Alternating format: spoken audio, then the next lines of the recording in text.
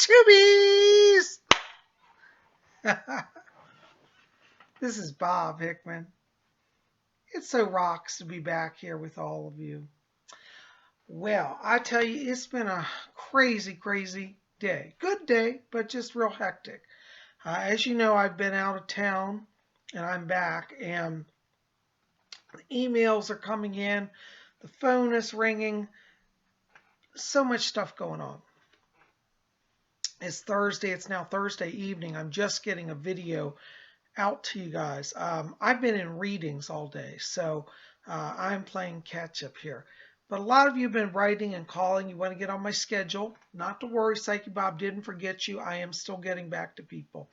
And speaking of reading schedules, if you want to get on my private schedule, give me a call at my office at 571-483-2112. And you can also contact me at my website at robert-hickman.com, and we'll get you on the schedule. I do phone readings. I do in-person readings. I do Skype readings. So we can get a hold of you anyway. There's no difference whether by phone or in person or Skype. When the channel's open, the spirit is present. So I'd love the chance to read for you. Anyways, I'm so glad you're here. And you know, I've been meditating today on a mystical subject, and I've been thinking about the great and ancient wizard Merlin. And I love Merlin. You know, a lot of people say, oh, Merlin's just a myth. That's not real. Well, I beg to differ, because in the tradition, the ascension tradition, you know, we've been talking about ascension spirituality, Merlin is considered one of the ascended masters. That's right. And many of you may know Merlin. He was from the King Arthur legend. He was the wizard who guided King Arthur in his ascension to the throne of Britain at the time. And Merlin's, image of a wizard has been with us, and still to this very day influences us. In fact, I love wizards, and here's one of my little pewter wizards that I collect. Isn't that beautiful? Look at that. He's made of pewter. He has a little crystal ball. I think he looks a lot like Merlin, don't you? What do you think, huh? And I have another one here. And looking at my wizard collection got me thinking about Merlin. Now this one, you can see he's holding a sword in his hands. If that's Merlin, that might be the sword Excalibur, you know? Anyways, pretty interesting stuff. But, as I was saying, in the Ascension tradition, they recognize Merlin as an ascended master. Now, what's interesting is that this is a book that I love called The Mists of Avalon. And Merlin is one of the figures in here. And the Mists of Avalon tell the story of King Arthur. It's interesting because it's written from a woman's perspective. It's about the priestess Morgane and her work with King Arthur. And Merlin figures in this, as well as the Lady of the Lake. Wonderful, wonderful book. But I thought I would give you just a little background here on this ancient mystical wizard.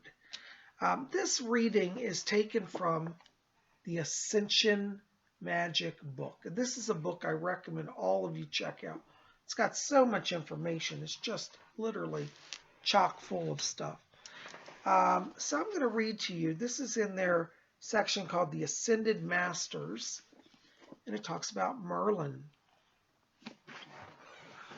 And it says, though many see Merlin as a previous incarnation of Saint Germain, others believe that the Merlin energy manifests separately and distinctly from that of Germain. From a traditional magical or pagan perspective, Merlin is not one particular being in history, but an office or order of magicians considered to be the high priest of Albion or Britain. Now, let me just pause there for a second, because yes, that is actually something I need to clarify.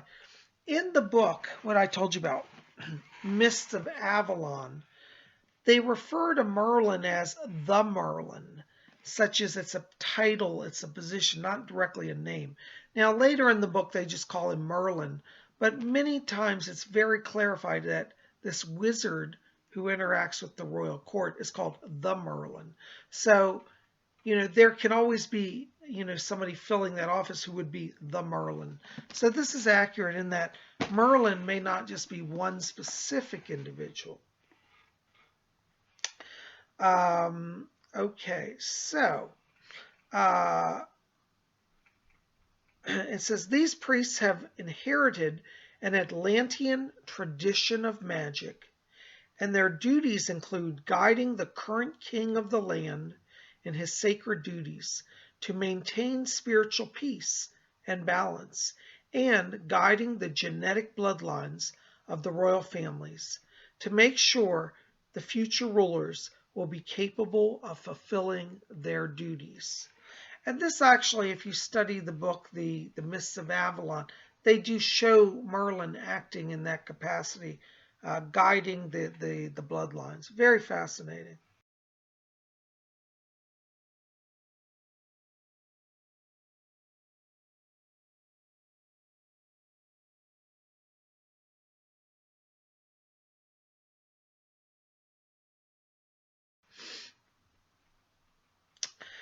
We see in this the stories of Merlin guiding Arthur and orchestrating his parents' union. Most view Merlin as the old wizard of King Arthur's court, but in other tales, Merlin is portrayed as a prophetic child or crazed warrior. In reality, the archetype of this magician is less that of a civilized sage with a blue robe of stars and moons, and that of a Celtic shaman, more that of a Celtic shaman. So basically, he's less of a civilized sage and more of a Celtic shaman, a wild man wearing animal skins and living in the woods. We can call upon any of the Merlins to learn magic. Druidism, shamanism, Celtic lore, counseling, leadership, or cunning wisdom. So these are areas where you can work with the Merlin. And as I said, I love the spirit of Merlin. I believe that there is one Merlin that is a spirit guide, that is an ascended master. And I do find that in my own meditations, I've made contact with him. And he looks very much like the traditional wizard imagery, with the beard and the long robe. Now, you may see Merlin differently, and that's certainly fine. But I do believe that, as this book says, the archetype of the great magician manifests. And I think that one of the very predominant manifestations is that of Merlin. So anyways, I'm going to put some pictures up here of Merlin, various images and concepts, and see what you think about them.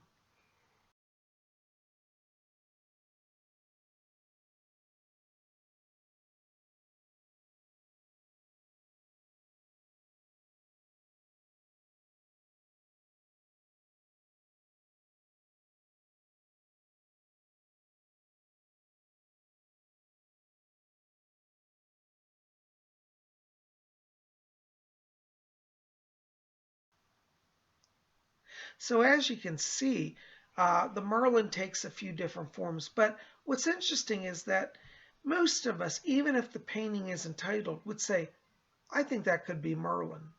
You see, because the archetype of the great wizard is embodied in Merlin. And many of us in our meditations connect to Merlin. And if you're somebody who's just starting out on the spiritual path and, maybe you're feeling like, you don't have a guide, you don't know what you're doing, maybe you don't have a mentor, well, you might want to, consider invoking the Merlin. Excuse me, I'm having a little allergies. You might want to consider invoking the Merlin. And all you got to do is say, Merlin, I choose you to come work with me. Great Ascended One, be my guide. And then if you spend every day doing your meditations, you'll start to build that link. And what's interesting is you may have experiences like, for example, where you're trying to cast a magical spell. And suddenly you feel somebody almost saying, do it this way, do it that way, kind of a leading or a leaning in a new direction that maybe you hadn't even planned. That can very well be the spirit of Merlin around you. Anyways, I just wanted to come here and clear that up. A lot of people thought that Merlin's just some myth and he's not real. But I can tell you as a psychic, I've gone into the Akashic records. I have seen the times of King Arthur. Merlin was a real person. He is a real person. And today he's guiding those of us on the magical paths as an ascended master from an elevated plane. So I hope this gives you a little insight, and tell me in the box below, have you ever encountered Merlin either in your meditations or your spellcraft, or maybe you had some type of vision? I'd love to hear, what's your view of Merlin? What's your experience? Has he spoken to you? Do you feel called on the inner planes by him? Do you feel called in the outer world by him? One time I was walking in the woods and I saw a giant oak tree. And I felt like Merlin was somehow connected to that tree, as if his spirit moved through that tree to communicate. So in the Mists of Avalon, Merlin's considered a druid. But the Wiccans and the druids share so much. So many Wiccans invoke Merlin, I'm sure, as well as many druids.